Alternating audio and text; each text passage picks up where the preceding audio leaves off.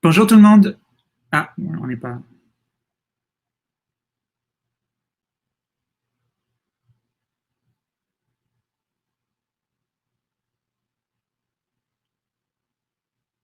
Bonjour tout le monde. C'est marrant parce que je vois personne, alors je me parle à moi-même. Je m'appelle Chris Bergeron. Je travaille chez Cossette. Je suis vice-présidente contenu chez Cossette, donc je fais de la publicité.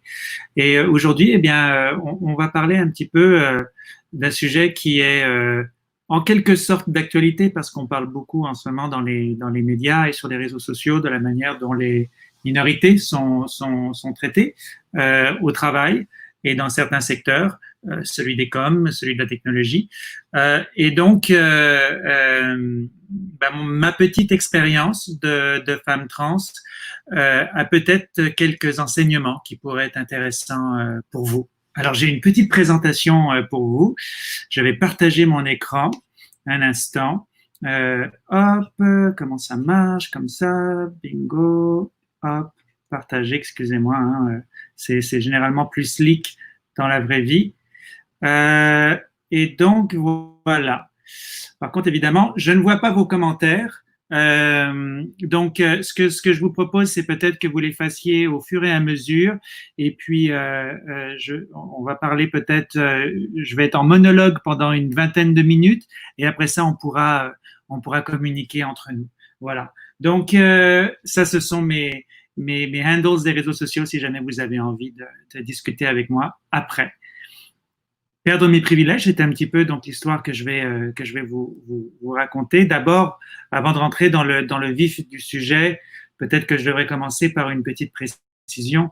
Bien évidemment, je suis très privilégié. C'est-à-dire que comparé à la plupart des femmes trans, j'ai eu la chance d'avoir une expérience qui est relativement positive. Évidemment, j'ai un bon poste, donc un bon salaire qui m'offre un certain rayonnement. Et la plupart du temps, je ne crains pas pour ma sécurité ou ma vie. Donc, j'ai une chance, surtout quand on regarde les statistiques qui affligent, et je dis bien affligent ma communauté parce que on n'est pas sorti du bois, pour ainsi dire. Eh bien, la plupart d'entre nous, 70% au minimum, ont subi une forme de violence. La violence, ça peut être des gens qui nous insultent dans la rue, comme ça peut être de la violence virtuelle sur les réseaux sociaux, dont les blessures sont réelles quand même, et puis certainement la violence physique qui est aussi très présente. Le suicide est une j'allais dire une plaie et puis presque une épidémie chez les personnes trans, malheureusement, souvent pour des raisons familiales, souvent pour des raisons évidemment très personnelles. 30% des trans, en tout cas, les chiffres sont difficiles à aller chercher, hein, on fait une tentative de suicide. Et puis on a plus de chances de subir un meurtre, donc de se faire attaquer mortellement. Et le taux de chômage dans ma communauté est le double à peu près de ce qui se vit ailleurs. Et si moi j'ai la chance, entre guillemets, d'être blanche, ce qui m'offre un certain privilège, mais aujourd'hui, pour les femmes noires trans, la réalité est encore plus difficile. Donc, parlons un petit peu de la transition. Et puis, je vais garder, disons, la lunette, le filtre de la transition au travail, parce que je pense que c'est même le nom de ce stage. Hein, on parle de vie au travail. La transition, c'est quelque chose d'extrêmement personnel et c'est quelque chose unique à chacune des personnes qui font leur transition. Moi, j'ai fait ma transition très tard, ma transition médicale en tout cas, c'est-à-dire les médicaments et tout ça. Moi, j'ai commencé à l'âge de 40 ans. Donc j'avais peur. Ça, 40 ans, j'ai attendu tout ce temps-là parce que essentiellement, j'avais peur de perdre mon emploi, j'avais peur de décevoir ma famille, j'avais peur tout simplement des réactions des gens dans la rue et cette peur, et paralysante. Je vois en ce moment tout ce qui se dit dans les réseaux sociaux sur le milieu dont je suis issu, puisque moi j'ai été pendant des années au Journal Voir. J'ai été rédac-chef du Journal Voir. Ensuite, j'ai travaillé pour plusieurs agences de publicité. Maintenant, je suis chez Cossette. Et ces années-là, pendant lesquelles je dirigeais le Journal Voir, j'ai travaillé avec les gens aujourd'hui qu'on accuse de viol, les photographes, les artistes. Je les ai propulsés, je les ai aidés dans leur carrière. J'ai des autographes et des photos d'eux sur mes murs ici chez moi. Et ce que je ressens, c'est évidemment le fait que je fais partie du système, que j'ai fait partie de ce système-là, et j'ai essayé de rentrer dans ce système-là, d'être en quelque sorte comme eux. D'être un mec un peu macho. Et donc, j'avais peur que si j'étais vraiment moi-même, eh bien, je perdrais les chances que j'avais, c'est-à-dire celle de diriger un journal. Et puis finalement, la chance s'est faite malgré moi parce que vers ma 10e année au Journal Voir, ma 9e année, j'ai commencé à me féminiser un petit peu plus. Je me suis fait pousser les cheveux, je m'habillais de manière androgyne. Au même moment, au parallèle de ce processus-là qui s'entamait chez moi, eh bien, j'ai été viré. Je ne sais pas si c'est une coïncidence, c'était la crise des médias, on était en 2008, ou si mon changement d'allure a affecté la décision de mes patrons, on ne le saura jamais, mais en tout cas, c'est sûr que c'est venu accélérer mon processus. Donc, j'avais peur de perdre ma carrière. Et puis, finalement, donc, je me suis retrouvé à un embranchement dans ma vie. Je pouvais rester journaliste, mais j'avais le sentiment qu'en tant que journaliste, je n'allais pas avoir le droit d'être trans. C'est-à-dire qu'il n'y avait pas de modèle. Je ne connaissais personne dans cette industrie-là, trans en tout cas, qui s'était fait une carrière. On ne les voyait pas à la télé, il n'y en avait pas dans les journaux. À partir de ce moment-là, je ne pensais pas que j'avais un avenir dans ce métier qui a en tout cas été longtemps ma passion et ma mission dans le monde. Donc j'ai dû sacrifier ça. Je suis allé en publicité pour plusieurs raisons. D'abord, je m'intéressais pas du tout à la publicité. C'était un monde qui ne me touchait pas. Et donc, je pouvais me permettre d'aller dans cette industrie-là pour faire ma transition parce que je n'avais rien à risquer, rien à perdre en quelque sorte. Si on me virait parce que je faisais ma transition, eh bien, je pourrais éventuellement revenir dans une autre industrie. Et comme ce sont des industries qui, oui, se parlent, mais pas tant que ça, j'avais tendance à penser que peut-être je pouvais me cacher pour faire ma transition.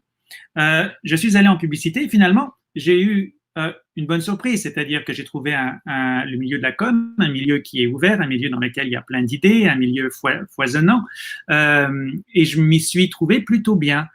Cela dit, dans ma première agence, et puis bon, c'était l'air du temps, hein, parce qu'on parle quand même c'était il y a 7-8 ans, ma féminité était, on va dire, à géométrie variable. C'est-à-dire qu'il y avait des jours où eh bien, je venais au bureau habillé en androgyne, et puis d'autres jours où j'assumais plus ma féminité, et là, je portais des robes, les talons et tout ça.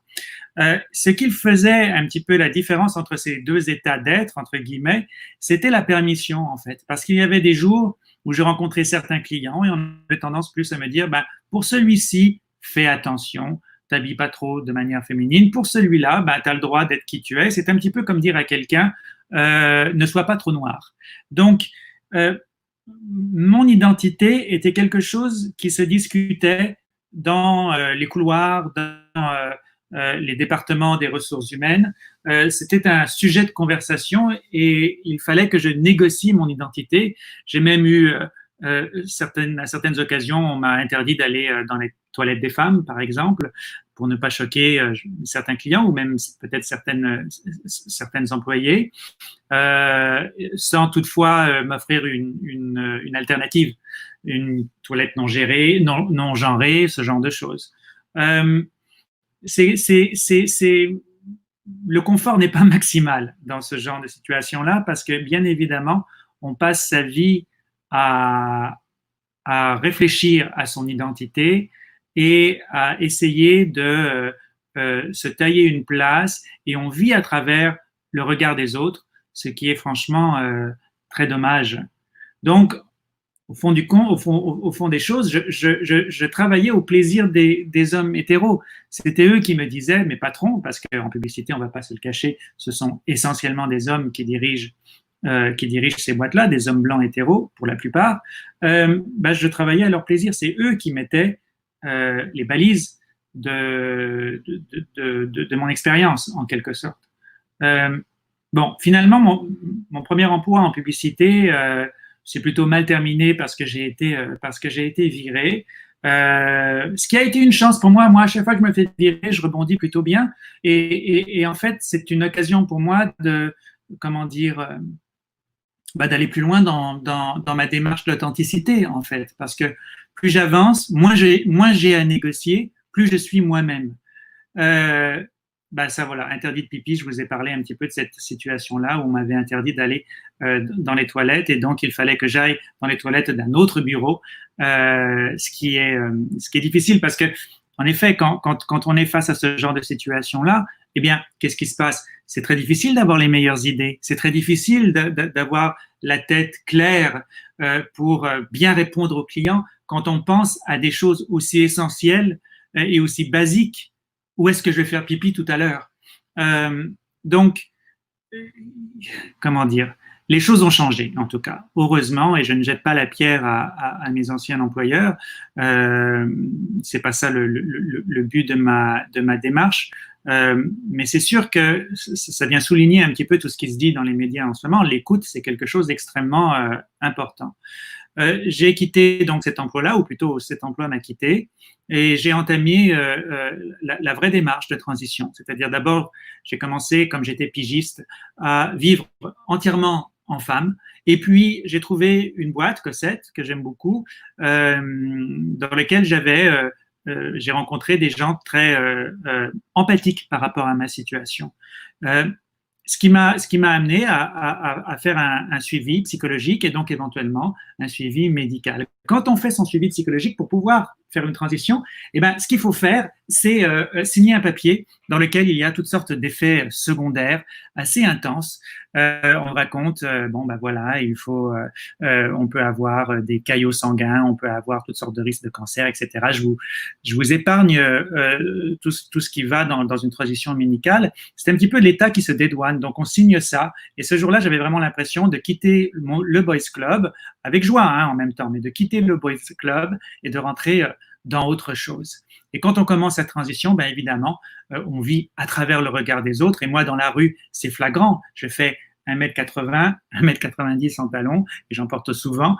Qu'est-ce que ça veut dire? Ben, ça veut dire qu'on me regarde en permanence quand je sors. Alors, les hormones, ça aide. Maintenant, plus naturellement, les gens m'appellent madame parce que ma voix change, mon corps change, mais j'ai quand même un petit peu le sentiment d'être, comment dire, toute seule sur mon iceberg. C'est-à-dire que partout où je vais, je suis souvent la seule de mon espèce, entre guillemets, dans la salle.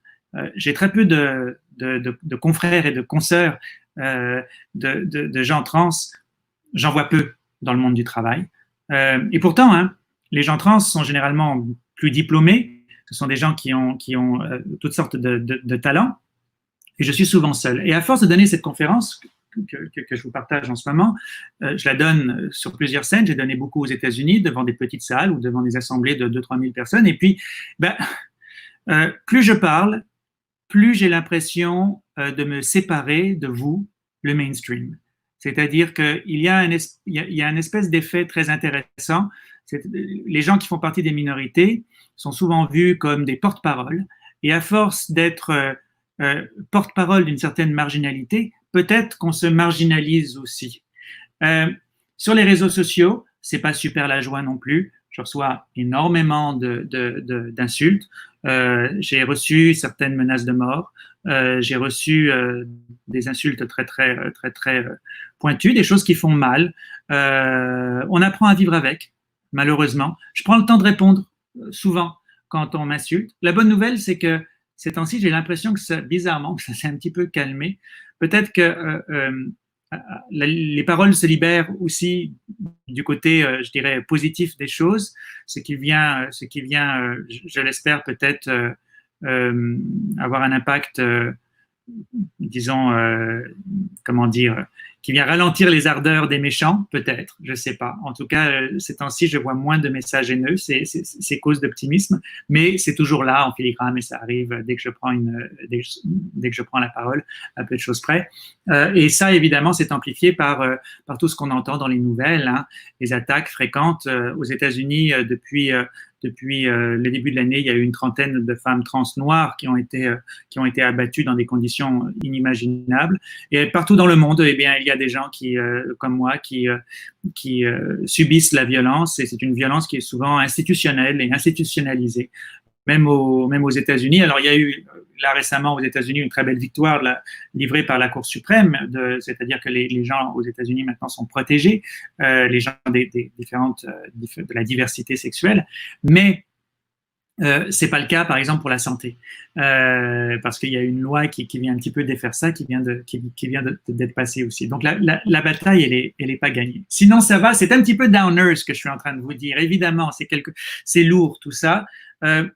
Moi, il y a quand même quelque chose de très positif dans mon histoire, c'est-à-dire que je suis passé de quelqu'un qui était en bataille permanente contre elle-même à quelqu'un qui a tendance à travailler dans la joie. Je suis heureuse au travail, tellement même que je dirais que le travail, pour moi, c'est mon safe space, c'est l'endroit où j'oublie ce que je suis, ce qui n'est pas le cas dans la rue nécessairement, ce qui n'est pas le cas ni avec mes amis, ni avec ma famille, mais au travail, je suis une femme. Et d'ailleurs, un point très important dans ma carrière, c'est quand Mélanie Dunn, la présidente de Cossette, m'a dit un jour, alors qu'on allait pitcher un compte sur lequel j'avais travaillé dans une ancienne agence, et ces personnes-là me connaissaient en homme, et je lui ai dit, comment tu vas me présenter, comme un homme ou comme une femme? Elle m'a dit, je vais te présenter comme une femme, c'est ça que je vois, c'est ça que tu es. Et à partir de ce moment-là, j'ai su que le système me disait, tu as le droit d'être ce que tu es. Et c'est pas négociable. Et c'est à partir de ce jour-là, d'ailleurs, enfin quelques semaines après, que j'ai commencé la transition médicale, que je suis allé voir un psychologue, parce que là, il y avait quelqu'un qui détenait le pouvoir et qui me disait, vas-y, on est derrière toi. C'est pas une coïncidence que ça soit une femme. Quand ça arrive, ben, le feeling, c'est ça. Quand il y a une personne marginalisée qui reçoit l'appui d'une majorité, eh ben, on se sent un petit peu invincible, parce que la force qu'on a développée à se battre contre les autres et contre soi-même, ben on la met au service finalement des gens qui nous ont un petit peu libérés. Et qu'est-ce que ça donne? Ben, si je veux parler pour ma petite tribu des personnes trans, nous sommes plus fortes que la plupart des autres. Parce qu'on doit vivre des situations, des insultes, la dureté de notre société. On est résilient parce que cette dureté-là, y compris même notre propre processus physique qui est difficile, les hormones, tout ça, je ne vous raconte pas, ben, on est résiliente. Et puis on est créatif parce que ben, on doit s'inventer. On doit inventer notre nouvelle vie. Donc, pour une agence, pour une boîte qui travaille en technologie, même pour des boîtes qui essaient de trouver des solutions à des problèmes, ça, c'est de la richesse, ça. Bref, finalement, si je peux faire le résumé de tout ça, on rock. Qu'est-ce que ça veut dire? Qu'est-ce que moi j'ai amené à Cossette? Ben, mon Dieu, des tonnes d'embauches, je compte plus. Beaucoup de pitch, on a gagné beaucoup de sociétés d'État, beaucoup de multinationales.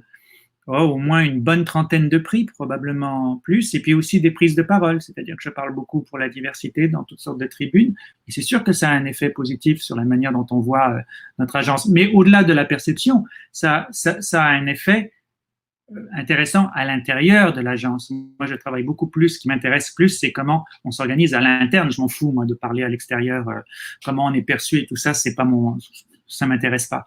Et même les prix entre vous et moi, ça m'intéresse pas tant que ça. Mais ce qui m'intéresse, c'est à quel point est-ce qu'on peut mettre un processus à l'interne dans lequel les gens sont respectés.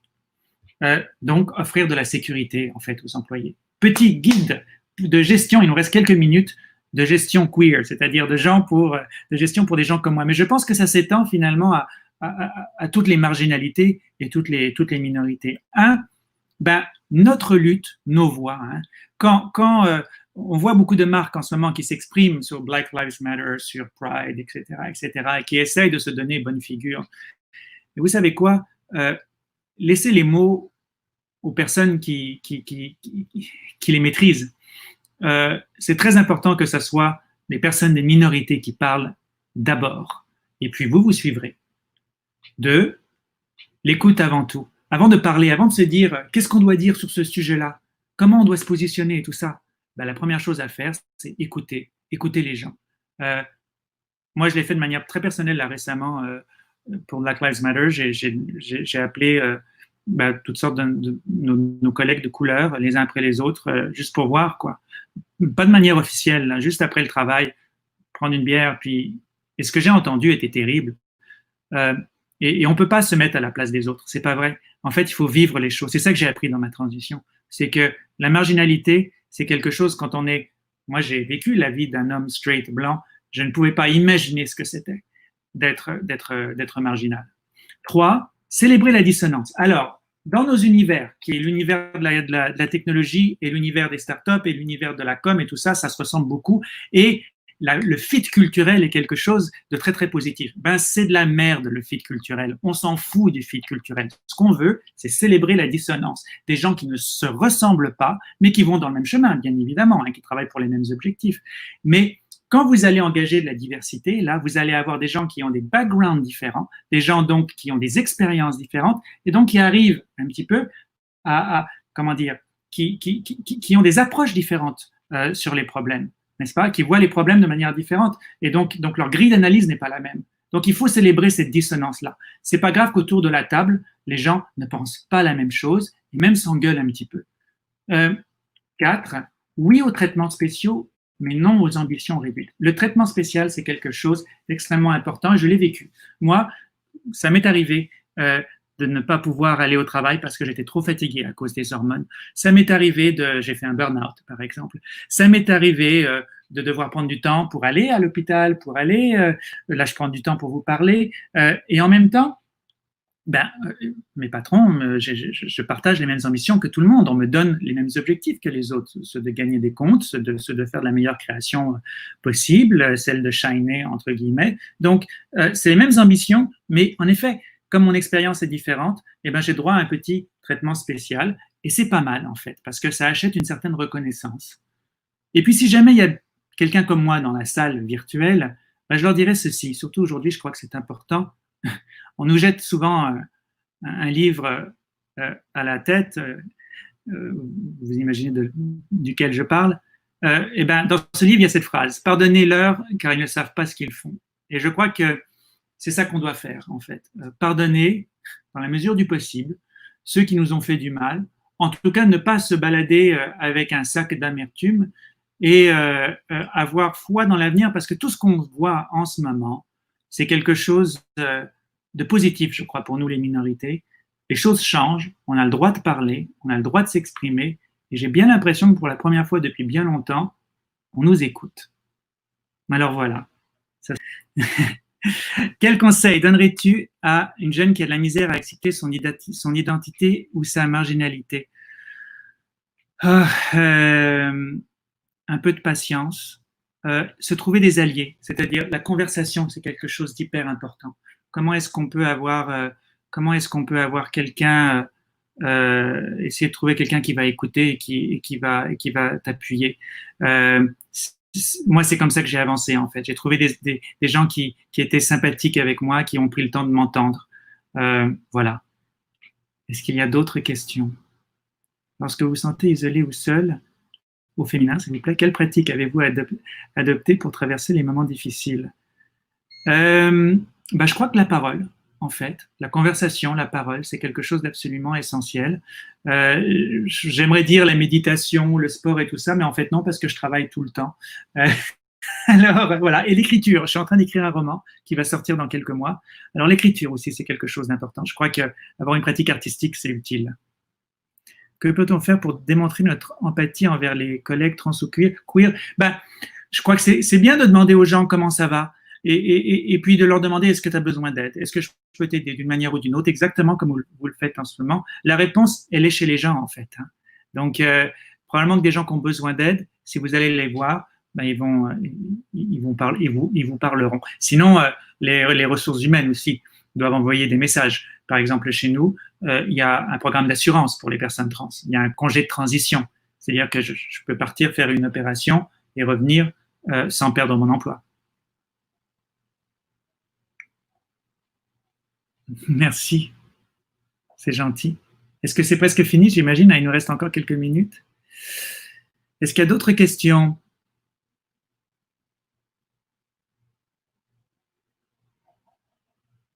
Non? Il n'y a plus personne? Il nous reste encore 4 minutes.